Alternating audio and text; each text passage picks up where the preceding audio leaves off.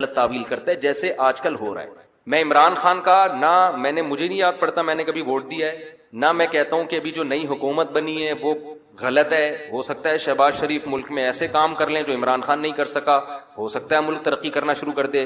لیکن ایک بات جو میری مذہبی ذمہ داری ہے، عمران خان کے ہر اچھے کام کی جس طرح سے تعویل کی جا رہی ہے نا، یہ تعویل قیامت کے دن گلے پڑ سکتی ہے. کچھ بھی اچھا کرے گا نا، وہ تو جو مخالف ہے نا انہوں نے کیڑے ہی نکالنے اور یہودی ایجنٹ ہی بولنا ہے اس کو. یہ چیز کل قیامت کے دن تمہارے گلے پڑ سکتی ہے. اتنی مخالفت کرو جتنی قیامت میں افورڈ کر سکتے ہو. میں نہیں کہہ رہا عمران خان کامیاب وزیر اعظم تھا، یہ میرا شعبہ نہیں ہے، نہ مجھے اس کے لیے بہت نالج چاہیے. اندر گھسنا پڑے گا، دیکھنا پڑے گا کیا ہو رہا ہے. مجھے نہیں پتا، ہو سکتا ہے جو اب حکومت آئی ہے وہ ملک کے لیے زیادہ اچھی ہو سکتا ہے بزنس ترقی کرے، عین ممکن ہے. لیکن کچھ کام عمران خان نے ایسے کیے ہیں جو آج سے پہلے وزیر اعظم نے نہیں کیے. کچھ کام ایسے جن میں آپ بولو کہ یہ اچھے ہیں. آپ کہہ سکتے ہو مفتی صاحب آپ سیاست کو کیوں لے آتے ہو؟ میں سیاست کو نہیں لے کر آ رہا، میں جو قوم کی ہٹ دھرمی ہے نا کہ اچھائی کو بھی کیڑے نکال کے برائی، اور اپنے والے کی ہر برائی کو بھی کیا کرنا ہے، اچھا قرار دینا ہے. آپ ووٹ جس کو چاہے دیں، جس جماعت میں ہو، کوئی مسئلہ نہیں ہے. ہم سیاسی اختلافات ہمیشہ سے ہیں، اور میں بار بار کہہ رہا ہوں، ہو سکتا ہے شہباز شریف اچھے وزیر اعظم ثابت ہوں، عین ممکن ہے، مجھے نہیں پتا، ممکن ہے. لیکن اتنی تعویلات صبح شام لوگوں سے بحث ہوتی ہیں. وہ قانون پاس کروا رہا ہے، وہ ابھی بہت ساری کچھ ہیں بولنے کے لیے. علماء ہی نے یہ کام کیا. 20 پوائنٹ جمع کیے ہیں. 20 کام عمران خان کے ایسے ہیں جو اب تک کسی نے نہیں کیے. وہ بہت پازیٹو کام ہے. اسے یونائٹڈ نیشن میں جا کے اتنے مضبوط انداز سے کشمیر کا ایشو کھڑا کرنا، اسلامو فوبیا کو منظور کروا لینا یونائٹڈ نیشن میں جا کے، جہاں جا رہے اپنا شلوار قمیض پہن کے جانا، اپنے قومی لباس کو فروغ دینا، اردو کو فروغ دینے کے لیے بھی بہت سے اقدامات کیے ہیں. کالج میں، یونیورسٹیوں میں قرآن کی تعلیم کو لازم قرار دیا ہے. القادر یونیورسٹی ہے، میں نے ادھر ادھر سے نہیں سنا، اس سیاسی تنظیموں سے نہیں. القادر یونیورسٹی کے جو ڈین ہیں ڈاکٹر ذیشان، مفتی تقی عثمانی صاحب سے ان کا تعلق ہے. ڈاکٹر ذیشان کے حوالے کیا القادر یونیورسٹی کو کہ یہاں اسلامی ماحول ہونا چاہیے، صوفی ازم سکھائیں، یہاں پہ اسلامی ماحول سکھائیں. وہ ڈاکٹر ذیشان سے تو ہماری ملاقاتیں ہوئی ہیں. میں جو باتیں کر رہا ہوں نا، میں ادھر ادھر سے سن کے نہیں کر رہا، میں ان لوگوں سے کر رہا ہوں جو کسی تنظیم کے نہیں ہے، نہ وہ پی ٹی آئی کے اور نہ وہ کسی اور تنظیم کے، اور وہ لوگ نیوٹرل ہیں بالکل، جن کا کسی سے کوئی مفاد نہیں ہے. وہ بتاتے ہیں کہ ہمیں بلایا. میں جب گورنر ہاؤس گیا ہوں وزیر اعظم سے ملنے کے لیے، ایک کپ چائے کی پیالی بھی ہمیں نہیں ملی ہے. عمران خان کے دور میں ایک چائے کی پیالی بھی ہمیں نہیں ملی. وہاں گورنر ہاؤس میں لوگوں نے بتایا، کیا بتایا کہ آج سے پہلے جتنے وزراء تھے، جب مہمان آتے تھے لاکھوں روپے کا بجٹ تھا ان کا، لاکھوں روپے کا، جو مہمان پھوڑتے تھے یہاں بیٹھ کے. وزیر اعظم نے آتے ہی وہ سارا بجٹ کیا کر دیا، ختم. یہ غریب ملک ہے، اس کو اتنی عیاشی کرانے کی بالکل بھی ضرورت نہیں ہے. مہمان آئے، چائے پیئیں، پتلی گلی سے نکلیں. تو کچھ پازیٹو کام ہیں، آپ ان کو مان لو کہ یہ کیا ہیں، پازیٹو. مخالفت کرو اعتدال کے ساتھ. سمجھ رہے ہو؟ تو میں پھر کہہ رہا ہوں کہ مجھے ہو سکتا ہے شہباز شریف ملک کے زیادہ اچھے وزیر اعظم ثابت ہو، ممکن ہے. یہ میرا ٹاپک نہیں ہے. میرا اتنا فرض ضرور بنتا ہے کہ مخالفت کرو اعتدال سے. آپ الزام لگاؤ کہ ناکام وزیر اعظم، اس میں یہ خامیاں تھیں، یہ خامیاں جس کی وجہ سے ناکام ہو گیا، ٹھیک ہے.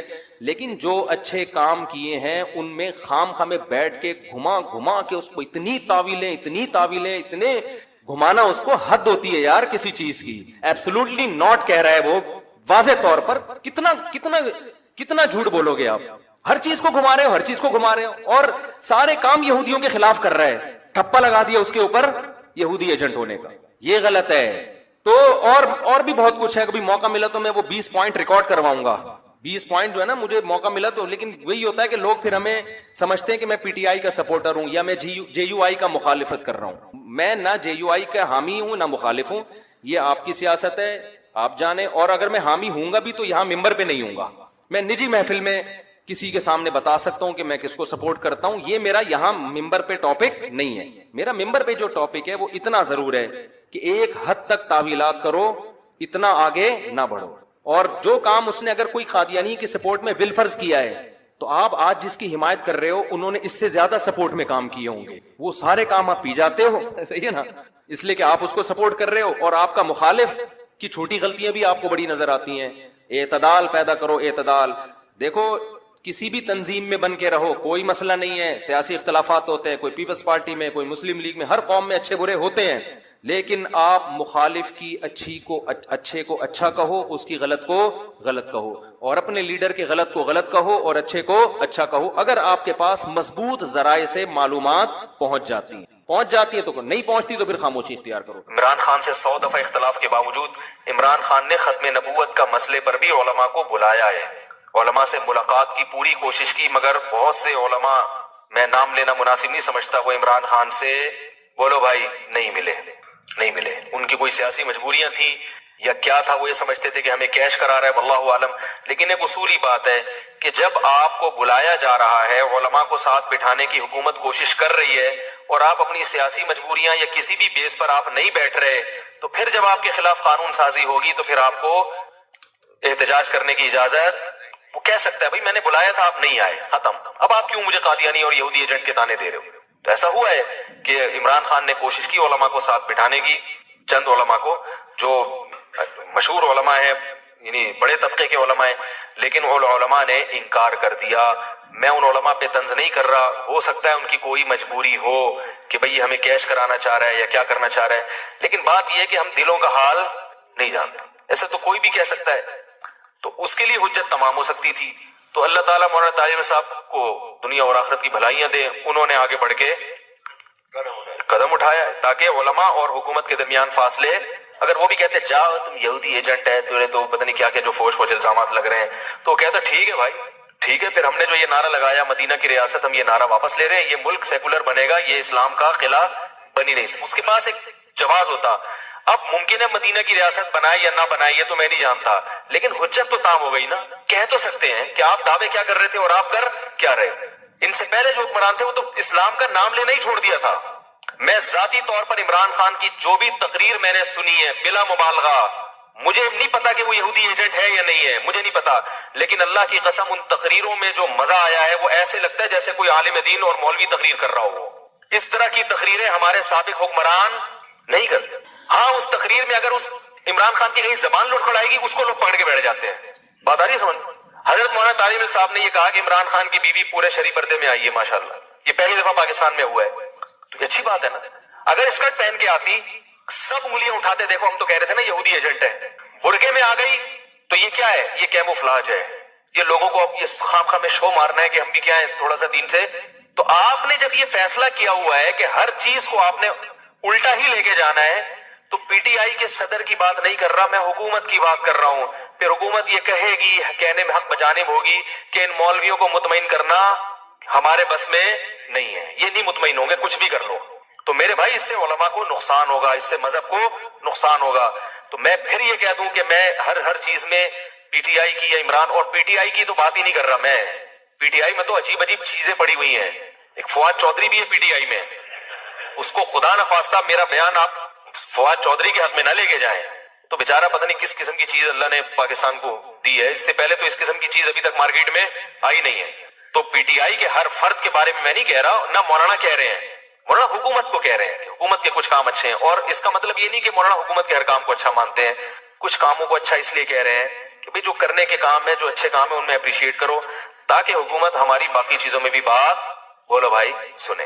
تو یہ مولانا کی رائے ہے اور میری بھی یہی رائے ہے۔ اگر آپ کو اس سے اختلاف ہے تو آپ بالکل اسی سٹائل میں کلپ بنا کے ہمارے خلاف ڈال دیں، منافق، یہودی ایجنٹ، جھوٹا، حکومت کا پٹھو، یہ تانے دینے سے اس سے جو ہے نا پڑھے لکھے لوگ متاثر نہیں ہوں گے، اس سے یہی ہوگا کہ جو چند جذباتی لوگ ہیں وہ آپ کے ساتھ کھڑے ہو جائیں گے، لیکن اس سے آپ کا جو امیج دنیا کے سامنے جائے گا وہ اچھا نہیں۔ میرا ایک کلپ چلا ہے نا، میں نے اس میں وہ دیا ہے کہ وہ معیشت کے بارے میں وہ ایک باپ بیٹے کی مثال دی ہے کہ ابا نے قرضہ لیا، پھر چاچا نے بھی قرضہ لے کے 2 ارب کا مقروض بنا دیا، اب تیسرا آئے گا تو ظاہر ہے وہ قرضہ بھی لے گا کہ روٹی تو کھلاؤ، لیکن وہ سارا نزلہ کس پہ اترے گا؟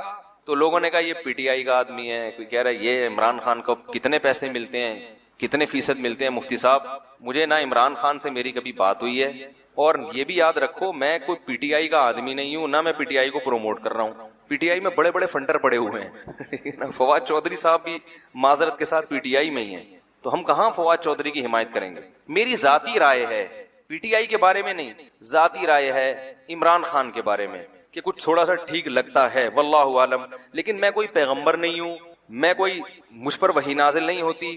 جیسے آپ لوگ صغرے کبرے ملا کے ایک نتیجہ نکالتے ہیں کسی کے بارے میں فیصلہ کرتے ہیں یہ صحیح ہے یا غلط، تو میں بھی ایک نتیجہ نکالنے کی تھوڑی بہت صلاحیت رکھتا ہوں.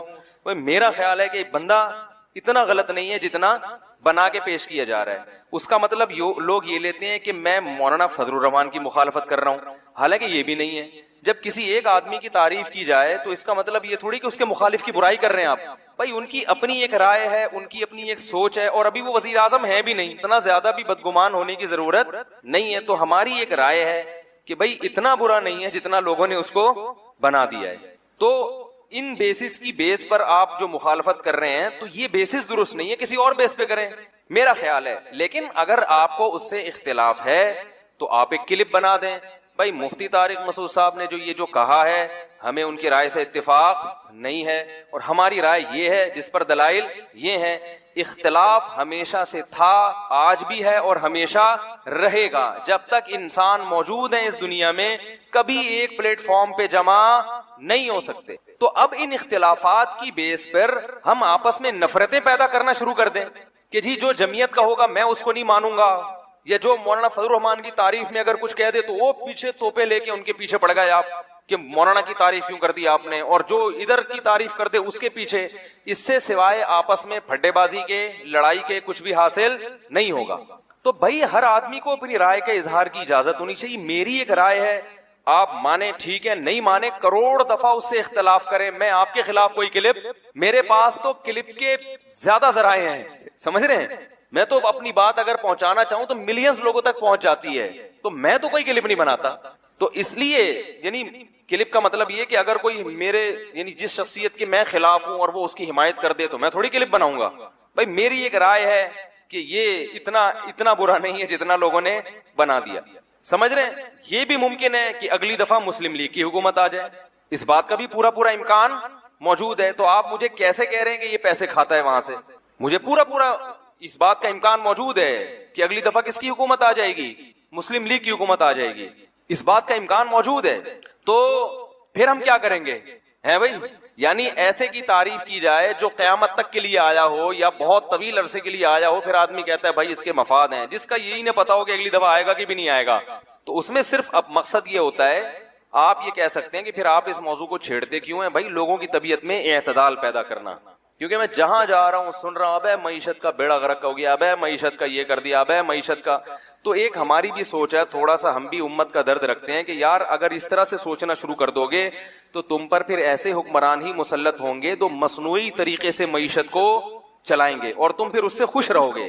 تو یہ میرے ذہن میں ایک پاکستانی ہونے کے ناطے یہ خیال آیا ہے، تو مجھے اس خیال کو بیان کرنے کی اجازت بولو بھائی ہونی چاہیے.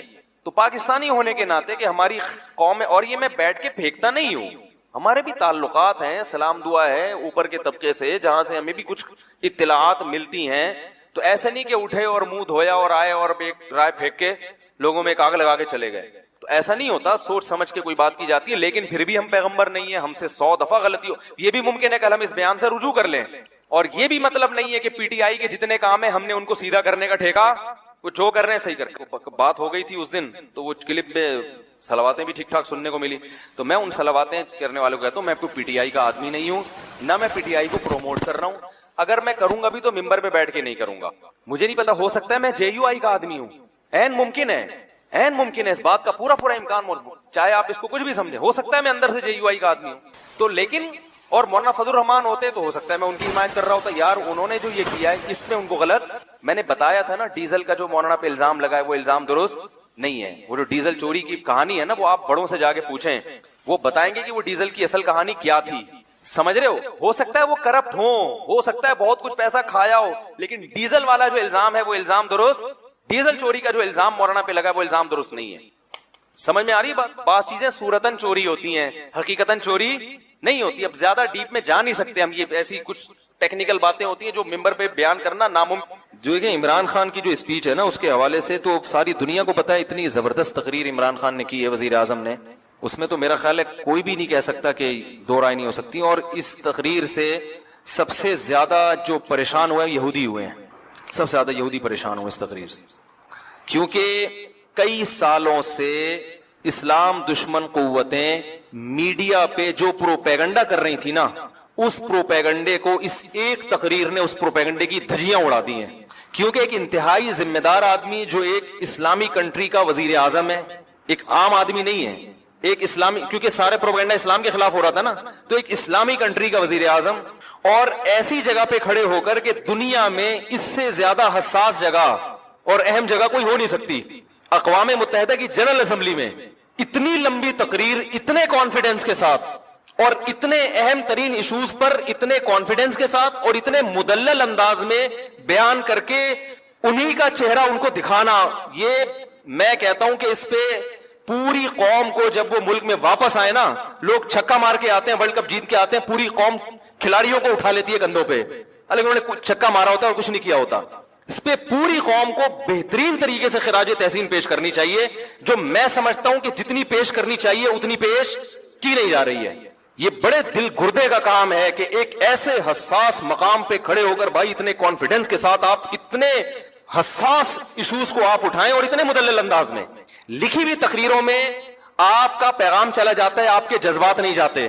دیکھو اکثر عرب ملکوں میں لکھی ہوئی تقریریں پڑھ کے سنائی جاتی ہیں، اس سے لوگ موٹیویٹ نہیں ہوتے، کیونکہ اس میں یہ پیغام جا رہا ہوتا ہے کہ ان کو محکمہ اوقاف والوں نے یہ لکھ کے دیا ہے، یہ وہ پارسل کر رہے ہیں آگے، ان کے اپنے جذبات کیا ہے وہ نہیں. میں نے ایک سعودی وہاں دبئی میں ایک بڑے شیخ تھے، عالم تھے، ان سے میں نے پوچھا، میں نے کہا آپ کے یہ لکھی ہوئی تقریریں کیا ہے یار، اس سے تو فائدہ نہیں ہوتا لوگوں کو. انہوں نے کہا بھائی جو اگر کسی عالم کی اچھی استعداد ہو، وہ قرآن و سنت پہ بات کرے تو ہم اس کو پابند نہیں کرتے، لیکن لوگ ہی ذی استعداد نہیں ہوتے تو وہ پھر ادھر ادھر کی پھینکنا نہ شروع کرتے، اس لیے محکمہ اوقاف نے ان کو پابند بنایا گئی ہے. تو کہنا ہمیں کوئی وہ نہیں ہے. تو وہ مجھے بات ان کی بڑی مدلل لگی کہ بھائی وہ جو لوگ امامت کے لیے بھرتی ہونے کے لیے آتے ہیں ان میں اتنی صلاحیت ہی نہیں ہوتی، تو پھر وہ ادھر ادھر چلے جائیں. تو لیکن بہرحال لکھی ہوئی تقریر کا اثر نہیں ہوتا، آپ کے جذبات نہیں پتہ چلتے. اس تقریر میں جو وزیر اعظم ہے، تو ابھی چھوڑ دو P T I, J you آئی، جماعت اسلامی، مسلم، لیکن سیاسی اختلافات یہ رہیں گے اور یہ ہمیشہ سے ہوتے آئے اور یہ ہوتے رہیں گے.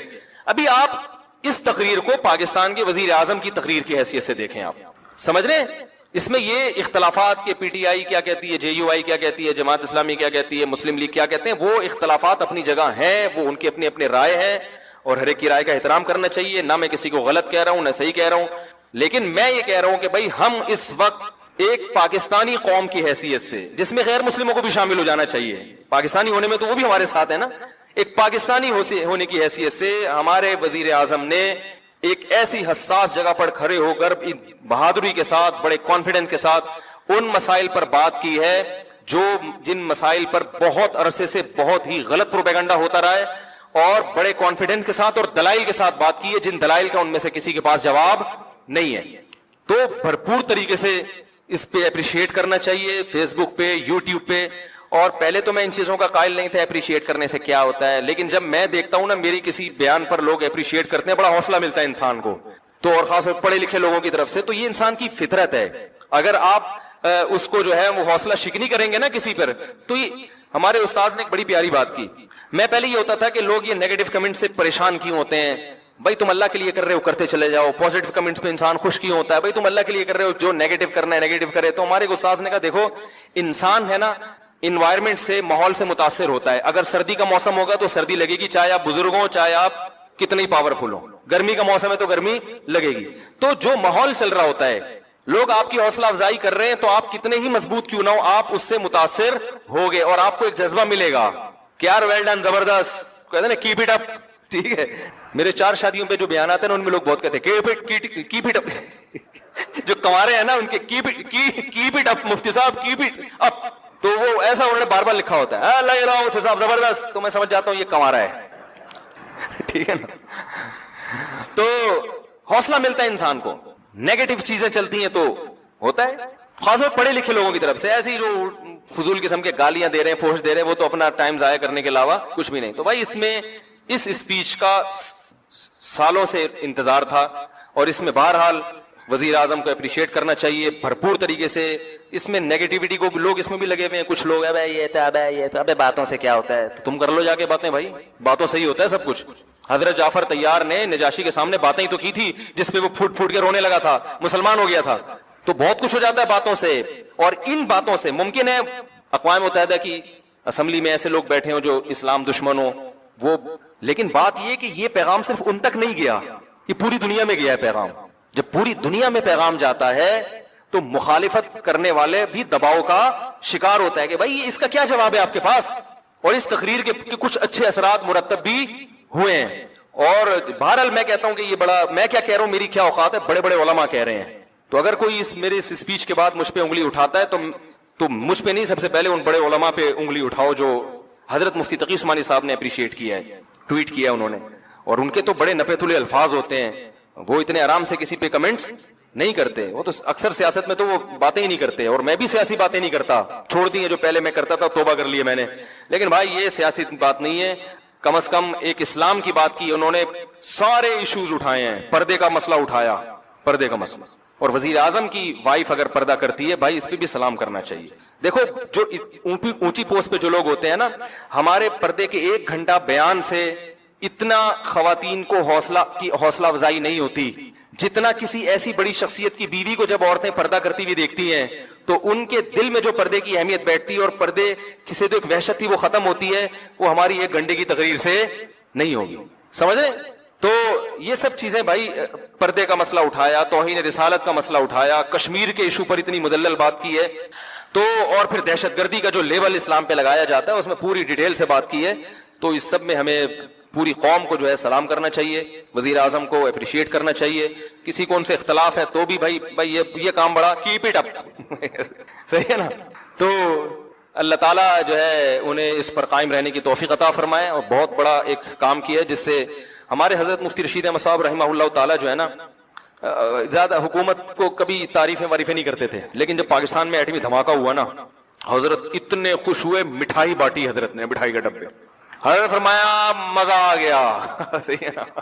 ایٹمی دھماکہ جب کیا تھا نا, اور نہ خبریں سنتے تھے حضرت, تو زیادہ علمی کاموں میں, حضرت نے خبریں بھی سنی. وہ لاہوری لوگ ناچ رہے تھے نا اس وقت, بڑا زبردست جشن منا رہے تھے, حضرت نے وہ پورا ریڈیو پہ وہ سنا. اور خدا کی قسم ہمیں اتنا مزہ آ رہا تھا کہ یار بس ڈبو کے کھانے میں وہ مزہ نہیں آتا. صحیح ہے نا؟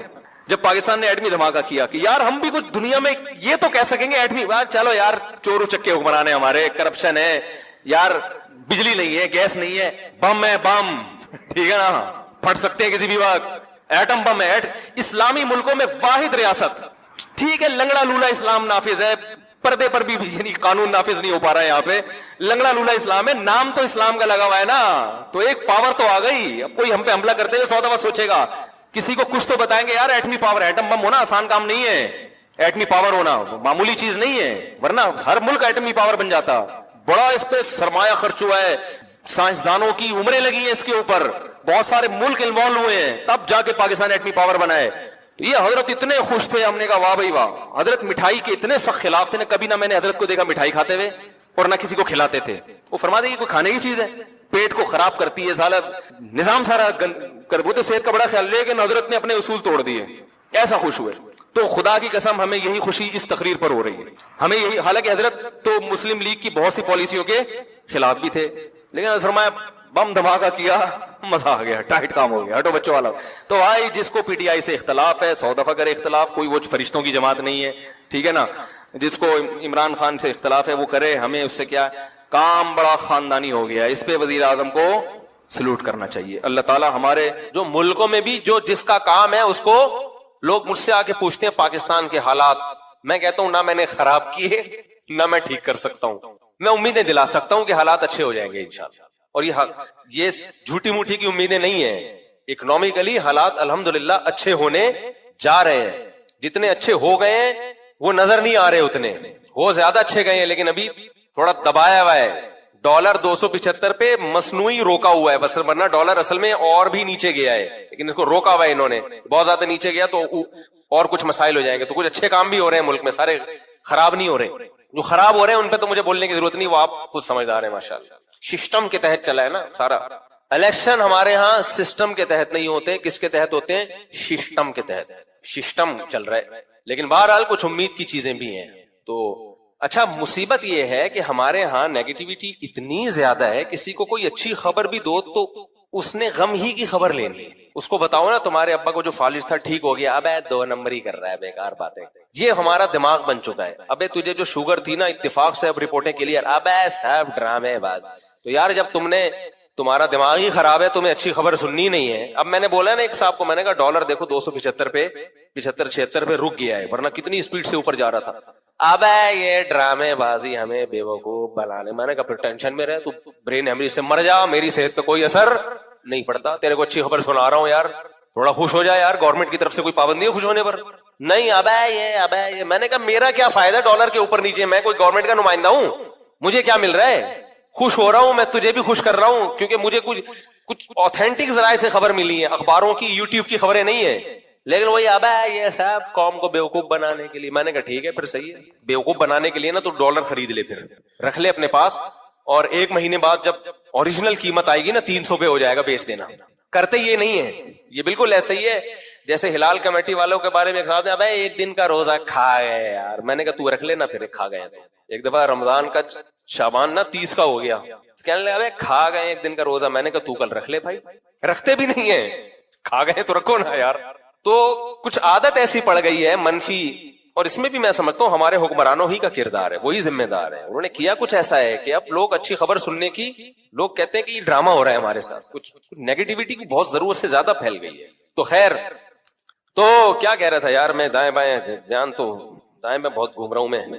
بات کیا چل رہی تھی؟ ہاں میں یہ عرض کر رہا تھا, دیکھو ہمارے حضرت مفتی رشید احمد صاحب بتایا کرتے تھے یہ ڈالر کی خبر سچی ہے, یہ جھوٹی نہیں ہے. ٹھیک, ہاں اگر گورنمنٹ کچھ اور ہی کچھ کلابازیاں ہو جائیں, کچھ اور ہی سسٹم آ جائے تو پھر ایک الگ بات ہے, کیونکہ بعض دفعہ ایک دم سیٹنگ پہ جاتے جاتے کچھ ہو جاتا ہے. لیکن ابھی تک کے حالات یہ ہیں کہ اکنامکلی پاکستان الحمدللہ گرو کر رہا ہے, وہ اچھی خبریں آ رہی ہیں. اور یہ گورنمنٹ کی خبریں صرف نہیں ہیں, یہ جو تاجر جو جن کی پوری ملک کی اکنامی پہ جن کی جو لگام ہے نا, جن کے ہاتھ میں, یہ ان کی, ہمارا اٹھنا بیٹھنا ہر ایک کے ساتھ ہوتا ہے.